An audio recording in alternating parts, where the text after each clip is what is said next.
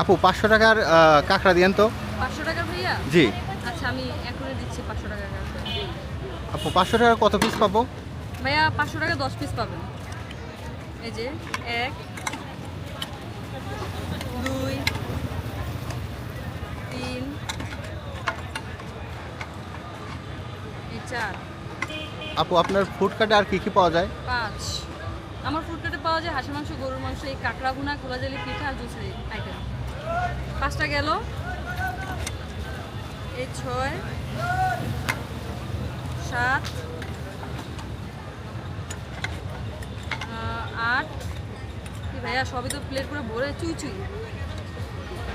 9